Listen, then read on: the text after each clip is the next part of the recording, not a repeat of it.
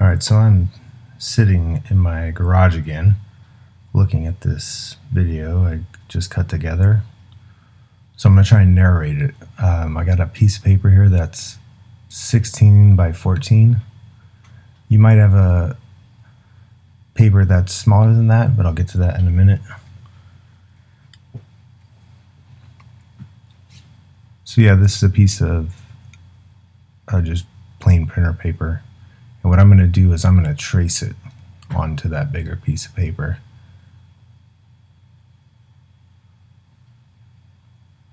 Now I end up using a pencil only in this, but you could use a ballpoint pen like the one that I have here, just a regular ballpoint pen.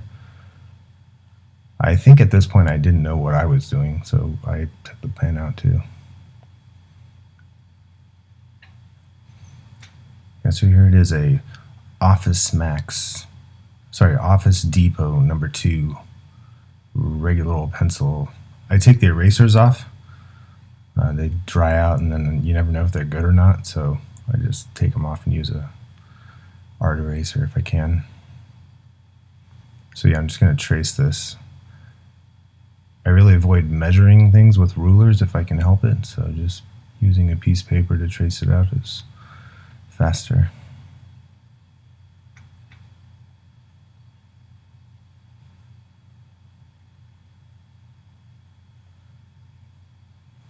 I did that originally just for reference so you could see what the composition would look like if you were using a smaller piece of paper than the one that I had, but it ends up becoming part of the picture, which I kind of like.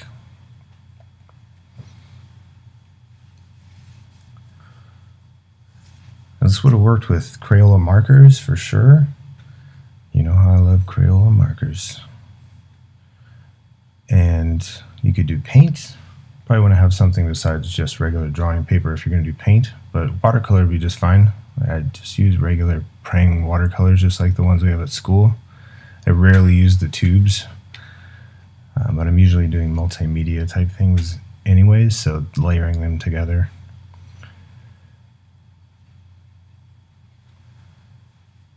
Sharpie's also good.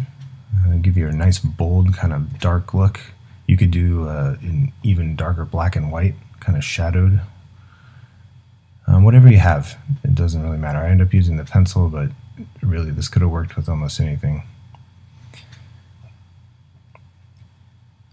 So whenever I'm starting a drawing, especially if I don't know where I'm going or what it's going to do, I just start with a flow line that kind of goes through the whole thing. Sometimes it's just straight across or straight up and down. Sometimes it's zigzag. This one ends up being kind of a valley or the trough of a wave. I wasn't thinking that yet. I was just kind of trying to make a shape that I liked.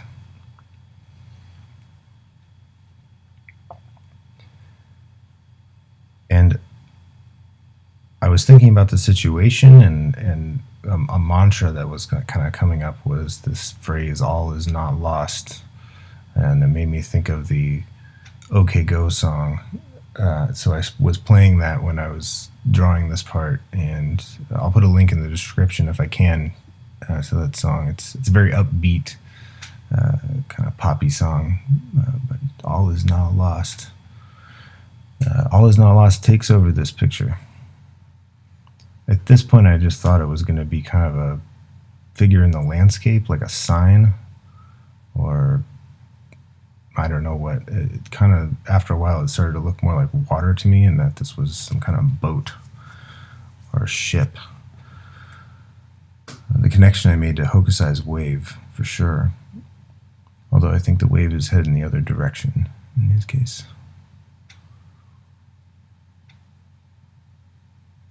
I really didn't know what I was doing at this point. I was just kind of putting things in there. Still thought maybe I might use a ballpoint pen, but I brush it out of the way in a second, I'm sure. And then I'm just going to reinforce those lines, that valley kind of look.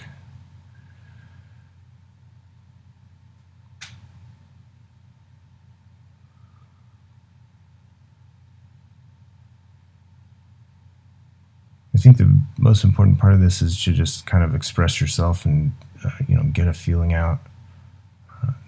drawing is a good meditation. You're left with this kind of piece that you don't really understand, I guess, but it can be very motivating. I guess motivating is not the right word. It can be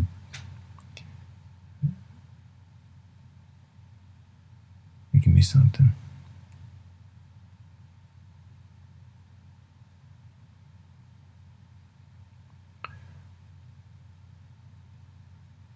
So I'm coming over a little bit and just putting in some details. I'm going to speed this up now because you can get the gist of what I'm doing. This is all detailing work right here, but now it's going to go a little bit faster so you can see the decisions I made. I can talk. This is really 2 hours of work condensed into 12 minutes, something like that. So just writing all these little details in here and doing all this reinforcement work where you can see some bigger lettering. I'm really not hustling on this. I'm not trying to get it done real quick. As a matter of fact, I think I was watching a movie while I was making this, and I kept pausing just to watch certain parts when my attention was grabbed. Really is a good way to work. It's one of the things that might be a positive benefit of our current situation is that, a little bit more flexibility than normal. Truly, because what time was it? It was midnight probably when I was doing this. Get some sleep, kids. Don't stay up at midnight every night. I'll limit myself to once or twice a week doing that. So yeah, just more letters. All is not lost, all is not lost. And it's really weird because, it's like saying a word over and over again. It becomes really alien after a while. And that happened in the middle of this. I've done a lot of pieces that are like this, where you just take a word or phrase and layer them over and over and over. And usually there's some imagery mixed in, but this one's pretty abstract.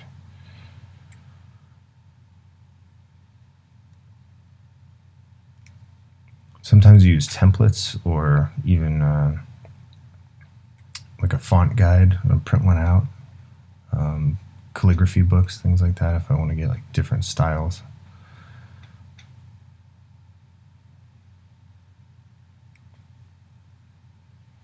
So at this point I wanted to make something, it was just looking a little bit too two-dimensional, I guess. I wanted to put something in the foreground. So I came and just grabbed a circle. This is a lid to a baby food jar, I think. And again, it's a fast way to get a perfect circle. You could use a compass as well if you wanted to, or some other kind of object, but just find something that's the right size and just trace it.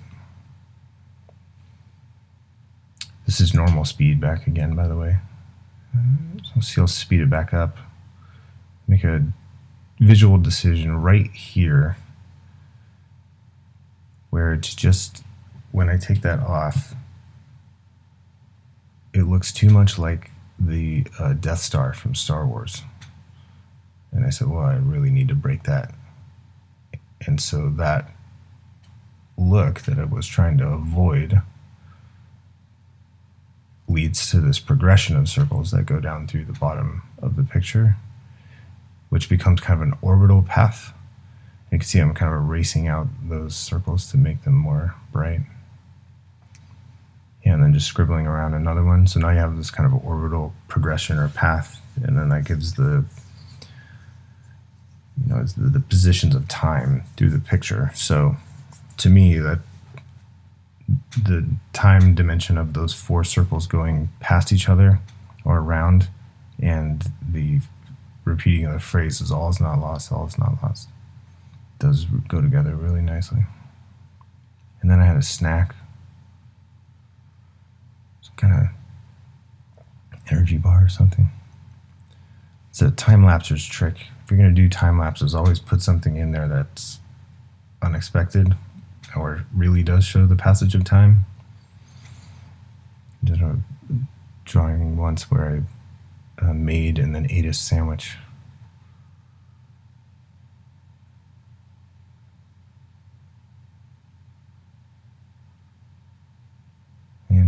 is not lost.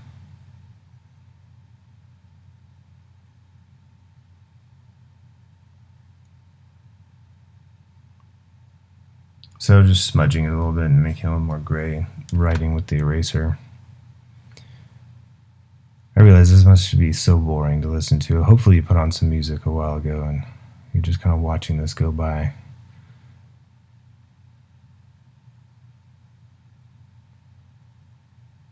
And that frame was originally there just to show the reference, in case you use a smaller piece of paper, but it does get reinforced right here, kind of drawing it in a little bit darker and then going with an eraser.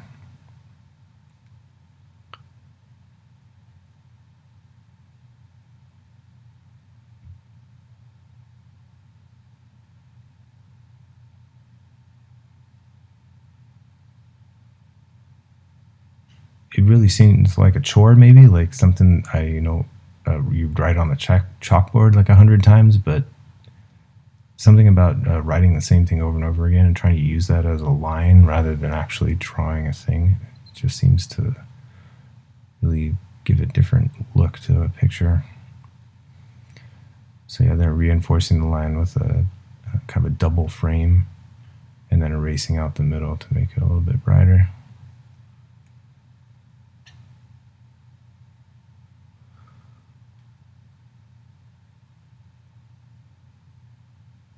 So, there's a lot of things that I would change about this drawing with more time. So if it was a real project and we were doing, 2 weeks or 3 weeks, not to say it isn't a real project, but if it was a full-length project, it probably would go back in even more detail and definitely try and fix that planet or void up there to make it a little bit smoother. It gets kind of sketchy especially at the end right there, but think of it like a big sketch. It's really, about an hour and a half and 2 hours. That's about right.